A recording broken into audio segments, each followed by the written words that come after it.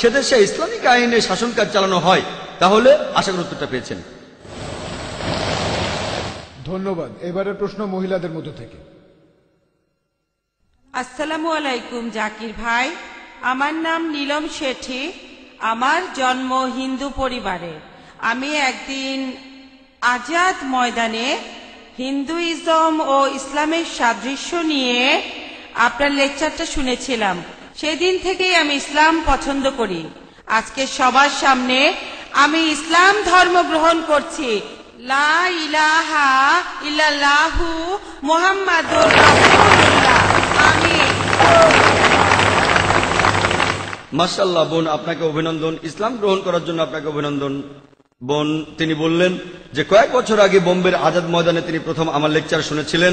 Topic ছিল Hinduism এবং ইসলামের মধ্যে সাদৃশ্য, আর সেই দিন থেকেই তিনি ইসলাম পছন্দ করেন, আর আজকে তিনি সবার সামনে ইসলাম গ্রহণ করলেন। আপনাকে এই শান্তির ধর্মে স্বাগত জানাই। আল্লাহর কাছে দোয়া করছি তিনি যেন আপনাকে রহমত দান করেন, আর ইনশাআল্লাহ আপনি জান্নাতে যাবেন, ইহকাল এবং পরকালেও শান্তি পাবেন। ধন্যবাদ।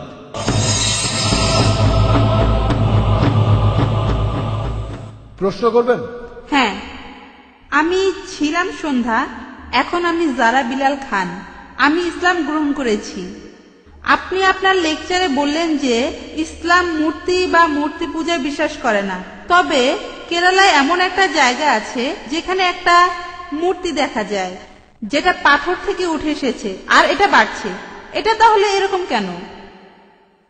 বোন, আপনি প্রশ্ন করলেন যে ইসলামে মূর্তি পূজা নেই, কিন্তু তিনি জানেন যে কেরালার কোনো একটা জায়গায় সেখানে কোনো একটা পাহাড়ের ভেতর থেকে একটা মূর্তি বের হয়ে আসছে আর সেটা বাড়ছে। কিভাবে সেটা বাড়ছে আপনার প্রশ্ন। তার মানে এই মূর্তিটার ভেতর কিছু আছে। বোন, আপনি কি জানেন যে পাহাড়ও বড় হয়? এটা কি জানেন? হ্যাঁ, যদি এটা জানেন তাহলে মূর্তিও তো বেড়ে উঠতে পারে। তার মানে এই না, এমন না যে সেই মূর্তির ভেতর জীবন আছে। না, মূর্তিটা পাথরের ভেতর থেকেই এসেছে। ওখানে আগে কোনো মূর্তি ছিল না, পাথরের মধ্যে থেকে মূর্তিটা বের হয়েছে। আমি তো সেটাই বলছি, মূর্তিটা পাথরের মধ্য থেকে বের হচ্ছে। পাহাড় পর্বত আকারে বড় হয়, কিভাবে এগুলো বাড়ে সেটা আমরা জিওলজিতে পড়েছি যে পাহাড় পর্বত বাড়ে। এমন অনেক উদাহরণ আছে। যেমন ধরেন এই কয়েক বছর আগে শোনা গেল যে গণেশের মূর্তি দুধ খাচ্ছে। এটা একটা সহজ বৈজ্ঞানিক ব্যাপার, অসমোসিস। এটা খুবই সহজ একটা বৈজ্ঞানিক ব্যাপার। আপনি যদি দুধ ভর্তি জগে একটা চারা গাছ রাখেন, সেই গাছ দুধ শুষে নেবে। এটা অসমোসিস। তার মানে এই না যে সেই মূর্তি দুধ খাচ্ছে। তখন অনেক টিভি চ্যানেলে এটা দেখানো হয়েছিল। এখানে আপনাকে বুঝতে হবে যে এগুলো হলো সব জড় বস্তু। বেদে পরিষ্কার করে বলা আছে, যজুর্বেদে আছে 32 অধ্যায় 3 অনুচ্ছেদে, নাতাস্তি প্রতিমা আস্তি। মহান স্রষ্টার কোনো প্রতিমা নেই, তার কোনো ছবি নেই, তার কোনো মূর্তি নেই, তার কোনো ভাস্কর্য নেই, কোনো ফটোগ্রাফ নেই। আশা করি উত্তরটা পেয়েছেন। কিন্তু একটা কথা, পাথরটা এমন আকার পাচ্ছে কিভাবে? পাথরটার আকার তাহলে একটা মূর্তির মতো হচ্ছে কেন?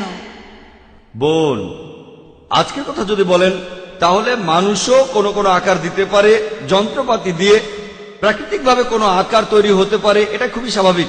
এমন অনেক কথা শোনা যায় যে একটা গাছ আছে, দেখলেন লেখা আছে ওম, অথবা কোনো গাছে লেখা লা ইলাহা ইল্লাল্লাহ। এই সমস্ত ব্যাপার আসলে একেবারে গুরুত্বহীন। আমরা এখানে কথা বলছি সত্য নিয়ে। বোন, অনেক পাহাড় আছে দেখতে মানুষের মুখের মতো, এমনটা দেখেছেন আপনি? এটা প্রকৃতির খেলা। পাথরের আকার থাকলে সেটা অলৌকিক হয়ে যায় না।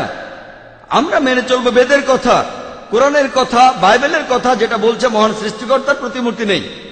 পাথরটা একটা মানুষের মতো হতে পারে, কোন ছবির মতো হতে পারে, একটা মূর্তির মতো হতে পারে। তার মানে এই না যে সেটা ঈশ্বর। ধন্যবাদ, ঠিক আছে।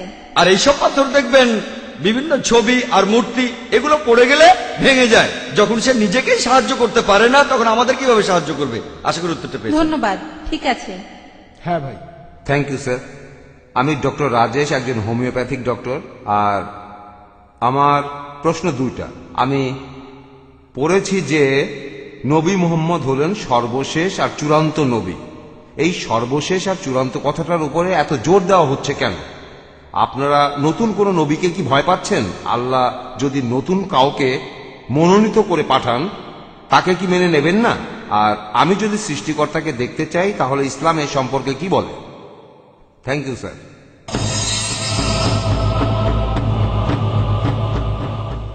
ভাই দুটো প্রশ্ন করেছেন। প্রথম প্রশ্ন, এটার উপরে এত জোর দিচ্ছি কেন যে তিনি শেষ নবী। আল্লাহ আরেকজন নবী পাঠাতে চাইলে কি পারতেন না? আর শেষ প্রশ্ন, যদি আমি আল্লাহকে দেখতে চাই তাহলে কি করব? আপনার এই প্রশ্নে পরে আসছি। প্রথম অংশটা যে জোর দিচ্ছি কেন যে মোহাম্মদ সাল্লাল্লাহু আলাইহি সাল্লাম শেষ নবী, শুধু আমি জোর দিচ্ছি না, বেদও জোর দিচ্ছে, পুরাণও জোর দিচ্ছে, বাইবেলও জোর দিচ্ছে, আর কোরআন অন্যান্য ধর্মগ্রন্থ জোর দিচ্ছে। আল্লাহ পবিত্র কোরআনে বলেছেন, সূরা আহজাবের 40 নম্বর আয়াতে উল্লেখ করা হয়েছে, মা কানা মুহাম্মাদান আবা আহাদিন মিন যালিকুম ওয়ালাকিন রাসূলুল্লাহ ওয়া খাতামুন নবী ওয়া কানা আল্লাহু বিকুল্লি শাইইন আলিমা। যে মুহাম্মদ সাল্লাল্লাহু আলাইহি সাল্লাম তোমাদের মধ্যে কোনো পুরুষের পিতা নন, বরং তিনি হলেন আল্লাহ তাআলার প্রেরিত রাসূল, তিনি নবুয়তের শেষ সিলমোহর, আর নিশ্চয়ই আল্লাহ সকল বিষয় জানেন। এখন আল্লাহ নিজে এই কথা বলেছেন, আল্লাহ নতুন কাউকে পাঠাতে চাইলে অবশ্যই পাঠাতে পারতেন, তবে আল্লাহ কখনো মিথ্যে কথা বলেন না। আল্লাহ কখনো মিথ্যে বলেন না। পবিত্র কোরআনে এই কথা উল্লেখ করা আছে। সূরা আহজাবের 40 নম্বর আয়াতে বলা হয়েছে তিনি হলেন শেষ নবী। তাই আল্লাহ জানেন, যদি আল্লাহ নতুন কাউকে পাঠাতে চাইতেন তাহলে মুহাম্মদ সাল্লাল্লাহু আলাইহি সাল্লামকে শেষ নবী উল্লেখ করতেন না। যেহেতু মুহাম্মদকে শেষ নবী বলা হয়েছে আমি বিশ্বাস করেছি। আর আল্লাহ তাআলা তো ভবিষ্যৎও জানেন, আপনি আমি ভবিষ্যৎ জানি না, আল্লাহ ভবিষ্যৎ জানেন। তিনি বলেছেন মুহাম্মদই শেষ নবী, সেজন্য আমি সেটা বিশ্বাস করি। এখন আমাদের যেটা যখন প্রয়োজন আল্লাহ তাআলা ঠিক সেটাই দিয়েছেন আমাদের। কিছু মানুষ বলে আল্লাহ নবীকে কেন সৃষ্টির প্রথম দিনেই পাঠালেন না? আমার ছেলে কয়েকদিন আগে বলছিল, আমাকে প্রথমে কেন মেডিকেল কলেজে ভর্তি করলেন না? বললাম আগে তো স্কুলে যেতে হবে, ক্লাস 1, ক্লাস 2, ক্লাস 3, কলেজ, তারপর মেডিকেল, ঠিক আছে? তাই মানুষের সভ্যতার বিভিন্ন পর্যায়ে আল্লাহ বিভিন্ন রাসূল পাঠিয়েছেন। আমরা 4টা কিতাবের নাম জানি, এছাড়াও অনেক আছে, তাওরাত, জাবুর, ইনজিল, এগুলোর নাম জানি। এরপর আল্লাহ তাআলা ঠিক করলেন যে 1400 বছর আগে মানুষ পবিত্র কোরআন বোঝার পর্যায়ে চলে এসেছে। তখন তিনি পাঠালেন তার সর্বশেষ ও চূড়ান্ত রাসূল মুহাম্মদ সাল্লাল্লাহু আলাইহি সাল্লামকে। সর্বশেষ আর চূড়ান্ত কিতাব হলো কোরআন।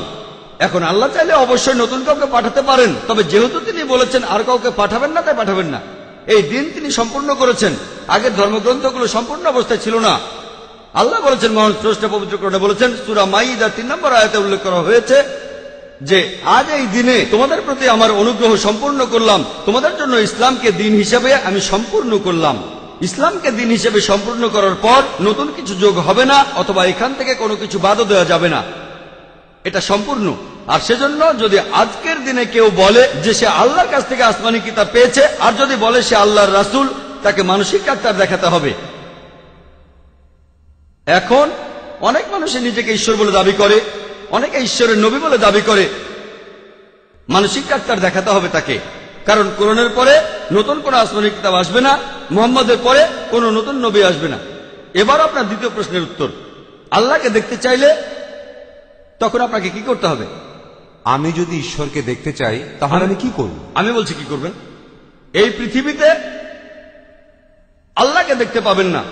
পবিত্র কোরআনে বলা আছে যে মুসা আলাইহিস সালাম আল্লাহকে দেখতে চেয়েছিলেন। আল্লাহ তাকে বলেছিলেন পাহাড়ের দিকে তাকাও, আমি এই পাহাড়ে আমার একটা ঝলক দেখাবো। সেই পাহাড়ে তখন কি অবস্থা হলো? সেই পাহাড়ের আগুন থেকে মুসা নবীর চোখ ধাঁধিয়ে গেল।